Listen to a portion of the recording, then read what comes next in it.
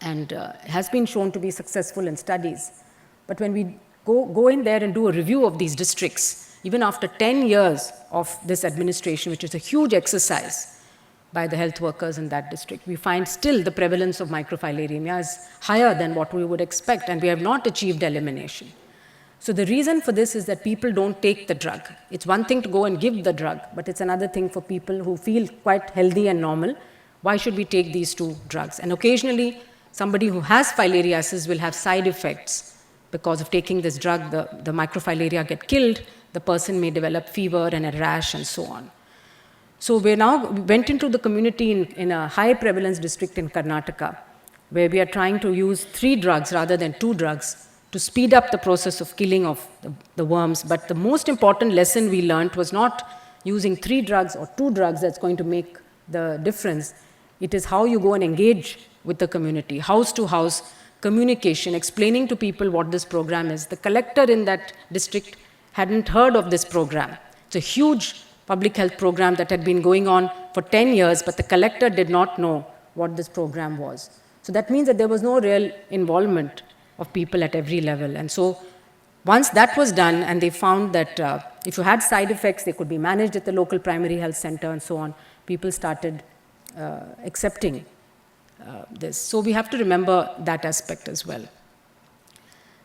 So we now have, let's talk about research. I mean, I talked about data and what the importance of data and informing public health policies and strategies. It's really critical.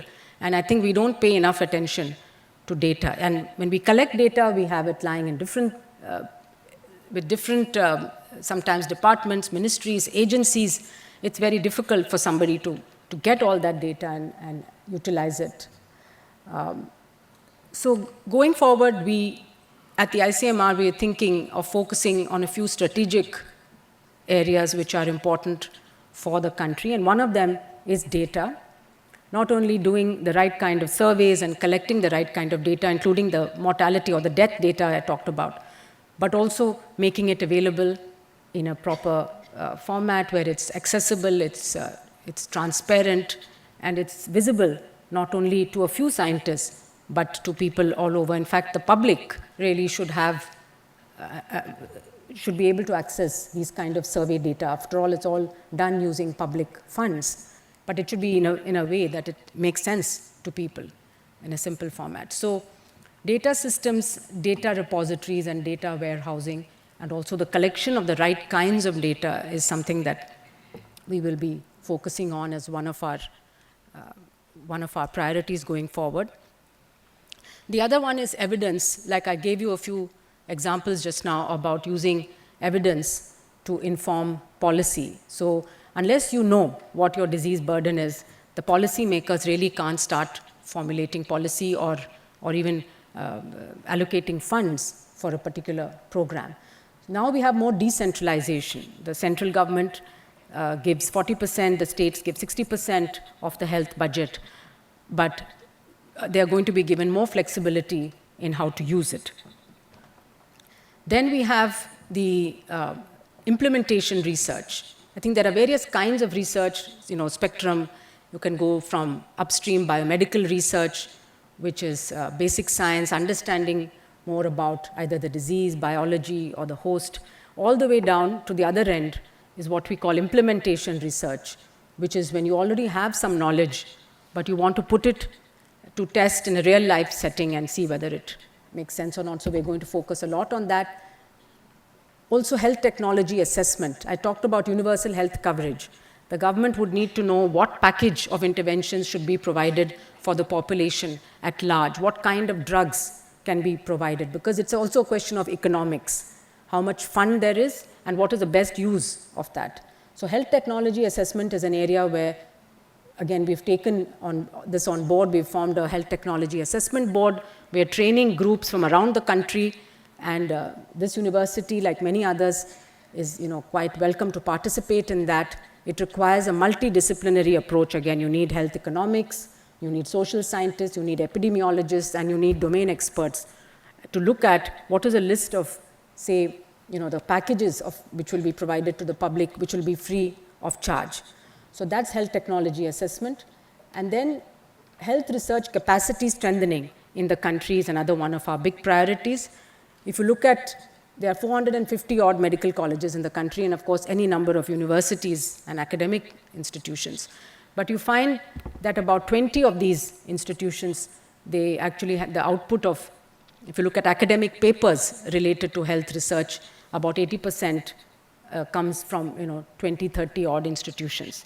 And there are 350 medical colleges in this country which do not produce a single research paper in the last 5 years. So research is an integral part of any academic, it should be, academic activity. And if you have a teaching hospital where people are not doing research, not publishing anything, then it indicates that the quality of that is really questionable. So one has to build up a new generation of people now. In our time when we studied medicine, research was not considered to be an option at all. People only asked you, are you going to do surgery? Are you going to do pathology? Are you going to do radiology? The word research was hardly mentioned. And there are very few doctors who even thought about it as a career. But we need more people. It's not that you have to do full-time research. There are many people who balance patient care, academic teaching, and research. But those places to find in India are few and far between. So we need to create more institutions which give time for young faculty to undertake research and get medical students. We have a number of programs that are ongoing, but we want to expand the programs that provide support to medical students and young faculty to undertake better research, high-quality research. Again, I would mention that interdisciplinary and multidisciplinary is very important. So many of the science agencies now are coming together to address the big health challenges today. For example, we have a TB consortium, a TB research consortium that we have formed, with ICMR taking the lead, but with all the stakeholders participating, whether it's the other science ministries, whether it's NGOs, civil society, research institutions, as well as global partners. I think global partnerships are also important. We mustn't undervalue, because you can learn a lot from people who've already done work in a particular area. We formed an India-Africa Health Science Forum now, where we want to interact with African health researchers, biomedical researchers. We have a lot of common priorities in Africa and in India. There are many things that they've done innovations in the health system that we can learn from, and there are many things where we have quite advanced departments and knowledge where the African scientists could come and learn. So we're hoping to have that kind of exchange, but also with other international partners so that we can improve our skills and our methods. So I just want to leave you with some of these thoughts, especially many of you are in different areas but related to health sciences.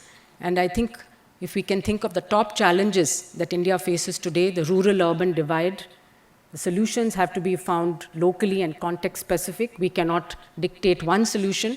I think sitting in Delhi, it has to be much more decentralized planning. There needs to be more accountability and transparency of data. And finally, I think we need citizens to get involved in a health movement in order to really bring about a change. So once again, I'd like to thank the organizers for this opportunity and hope that you have excellent 1.5 days of deliberations. And I'll be very happy to get feedback from Dr. Rajiv and Dr. Vidya as to any major outcomes that come out of this conference or recommendations that we could take forward. Thank you once again. Thank you. Thank you, ma'am, for this informative session and your commitment towards our SYMHEALTH and sparing your valuable time for our conference. I request you, ma'am, to kindly take your seat into the audience. Coming up sessions are on healthcare communications and healthcare economics and financing. Delegates who have opted for the session on healthcare communications are requested to remain seated in the auditorium, and delegates who have opted to attend session on healthcare economics and financing should proceed towards the convention hall. We would resume in a few minutes. Thank you so much.